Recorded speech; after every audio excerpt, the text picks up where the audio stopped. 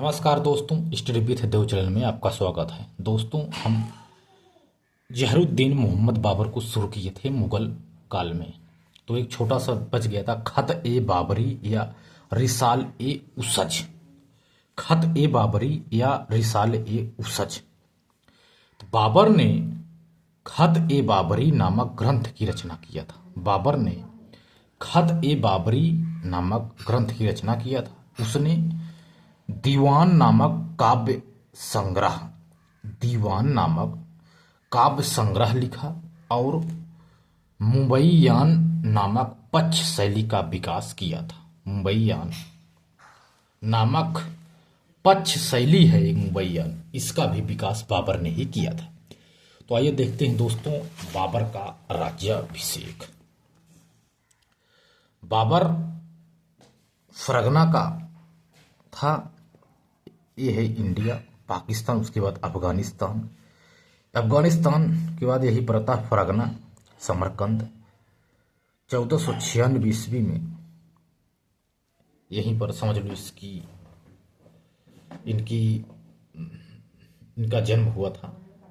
तो बाबर का राज्याभिषेक आदि वगैरह देखेंगे, यहीं पर हुआ था। तो 1494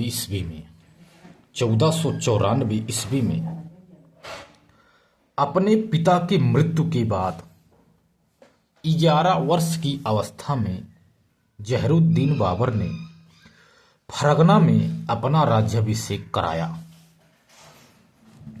बाबर ने प्रारंभ में चाचा अहमद मिर्जा, मामा महमूद खां ने बाबर का विरोध किया।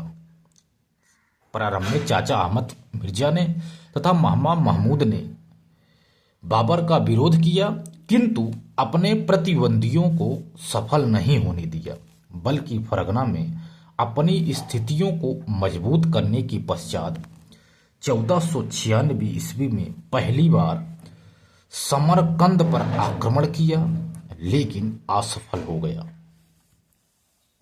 फिर 1497 ईस्वी में समरकंद पर अधिकार कर लिया। जब समरकंद पर अधिकार कर लिया तो अधिकार कर 100 दिनों तक वह शासन कर पाया था। मात्र 100 दिनों तक शासन कर पाया था कि फरगना में हुए विद्रोहों का दमन करने के लिए प्रस्थान किया।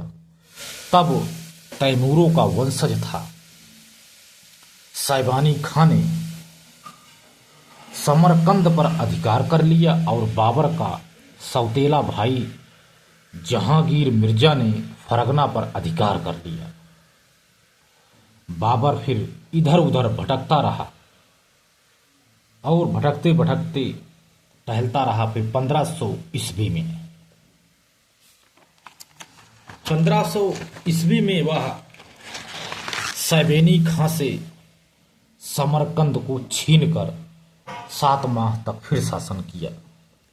सैबानी खां जब शासन कर रहा था 1500 ईस्वी में, तो उससे समरकंद को छीनकर 7 माह तक फिर शासन किया, किंतु पुनः सैबानी खां ने बाबर से समरकंद को छीन लिया। इसके बाद सर ए पुल का युद्ध होता है लगभग 1502 ईस्वी में। एक पक्ष था बाबर, परिणाम यह था कि इनकी पराजय हो गई। द्वितीय पक्ष था सैबानी खां, इनकी विजय होती है। सर ए पुल के युद्ध में बाबर पराजित होने के बाद अफगानिस्तान में काबुल की ओर प्रस्थान किया और वहां से निकल गया।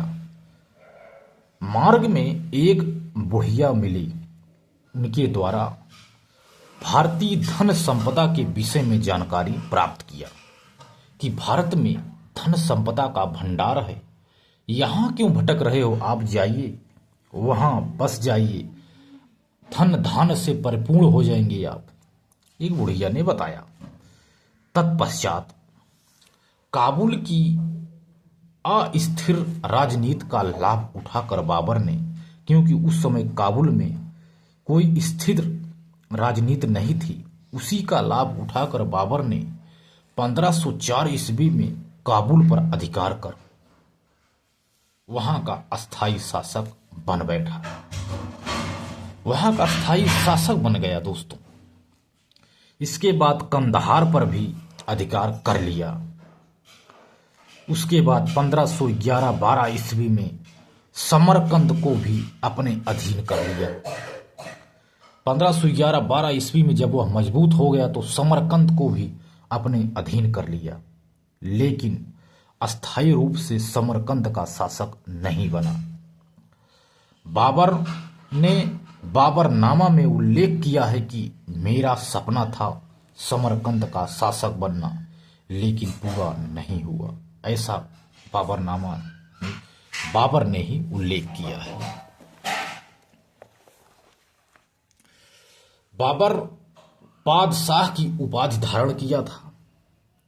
काबुल में 1507 ईस्वी में बाबर ने बादशाह की उपाधि धारण किया। बादशाह बाबर ने पैतृक मिर्जा की उपाधि को त्याग कर, इसकी पैतृक थी मिर्जा की उपाधि, उसको त्याग कर काबुल में 1507 ईस्वी में बादशाह की उपाधि धारण किया। बाबर ने सबसे पहले बादशाह यानी बादशाह की उपाधि धारण किया था मुगल वंश में, समझ लो।